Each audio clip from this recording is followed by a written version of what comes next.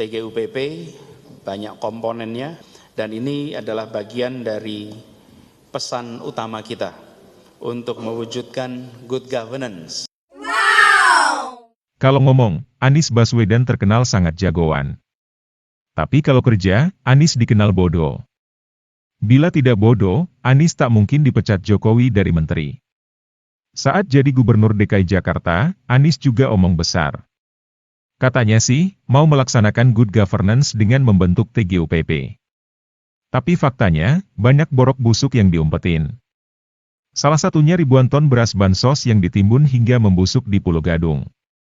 Borok-borok Anies itu kini dibongkar satu persatu oleh Rudy Valinka di Twitter. Kalau Anies benar-benar mau melaksanakan good governance di Jakarta, harusnya melaksanakan prinsip-prinsip transparansi, efektivitas dan efisiensi, termasuk pencegahan korupsi. Tapi nyatanya, TGUPP yang dibangga-banggakan Anies, justru melanggar prinsip-prinsip good governance. Contohnya, ada anggota TGUPP dan relawan Anies yang jadi Dewan Pengawas Perumda Pasar Jaya, tapi menyembunyikan hasil audit forensik soal penyaluran bansos COVID senilai 2,85 triliun rupiah. Yang menyedihkan, ribuan ton beras bansos hanya ditimbun membusuk. Padahal, beras bansos itu sangat dibutuhkan jutaan warga miskin Jakarta saat COVID-19 sedang menggila. Selain menemukan dugaan korupsi bansos senilai 2,85 triliun rupiah, Rudy Valinka juga akan membongkar kebusukan TGUPP lainnya. Masalahnya, kelakuan TGUPP sok kuasa dan sangat zalim terhadap para ASN DKI Jakarta. Ulah ugal-ugalan TGUPP Anies ini juga pernah diungkap politisi Partai Gerindra S. Andika.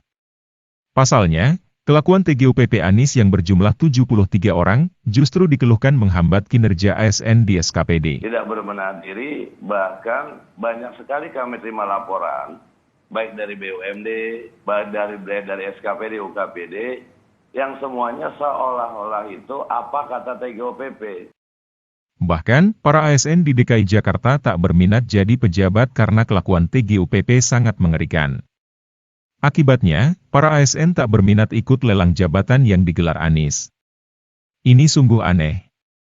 Hanya ASN di Jakarta saja, yang ogah jadi pejabat di SKPD. Lucunya, meski jumlah TGUPP sampai 73 orang, proses perencanaan APBD Jakarta justru seperti main petak umpet karena tidak transparan. Ini bertentangan dengan janji Anies yang katanya mau melaksanakan good governance. Gara-gara tak ada transparansi inilah, banyak muncul dugaan korupsi yang dibalut Anies dengan kata-kata kelebihan bayar. Anggaran lem dan ket saja, mahalnya sampai keluar dari akal sehat. Anggaran dari RPBD DKI Jakarta tahun 2020 yang sempat disorot. Nah, ini ada yang pertama lem warna kuning ini. Anda tentu sudah tahu lem apa ini. Harganya kalau di RPBD, harganya 82 miliar rupiah ini yang dianggarkan. Kemudian juga ada pembelian pulpen, ini harganya 124 miliar rupiah. Kemudian ada juga untuk cat jalur sepeda, ini katanya diimpor dari luar negeri, harganya 74 miliar rupiah.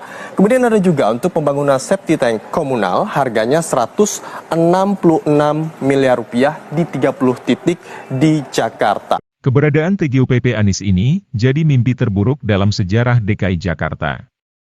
Selain membuat takut para ASN DKI Jakarta, gaji para anggota TGUPP Anies juga ugal-ugalan. Sebab, jumlah APBD yang dipakai membayar gaji 73 orang TGUPP, mencapai puluhan miliar. TGUPP Anies ini bisa diibaratkan seperti tim garong untuk pengeruk pendapatan, tapi hasil kerja TGUPP tidak jelas. Tak aneh, bila TGUPP langsung dibubarkan setelah masa tugas Anies selesai. Jika kita melihat TGUPP dari masa ke masa, zaman Joko Widodo saat menjabat Gubernur DKI Jakarta jumlahnya hanya 7 orang. Dan ini sumber dananya tidak berasal dari APBD, melainkan diambil dari dana operasional gubernur atau kasarnya dari gaji gubernur. Kemudian ada juga Basuki Cahayapurnama, gubernur selanjutnya, itu hanya berjumlah 9 orang. Dan sumber dananya juga berasal dari sumber dana operasional gubernur atau gaji gubernur.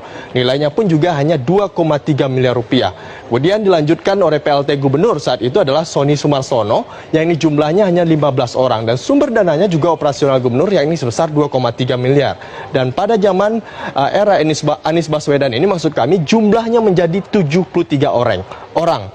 Dan sumbernya juga berasal dari APBD DKI Jakarta yang jumlahnya pada anggaran tahun ini diusulkan 26,5 miliar rupiah. Ketua TGUPP akan mendapat gaji lebih dari 51 juta rupiah per bulan ditambah fasilitas mobil dinas. Sementara ketua bidang yang terdiri dari 5 orang akan digaji sebesar lebih dari 41 juta rupiah setiap bulan.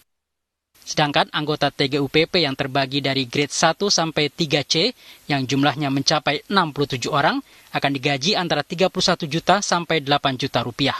Kalau kita lihat susunannya, saya pikir ini ingin memberikan tempat pada teman-teman yang dulu mendukung pada saat kampanye. Tidak apa-apa buat saya, itu haknya gubernur. Tapi kalau terlalu banyak ya saya agak bingung gitu aja.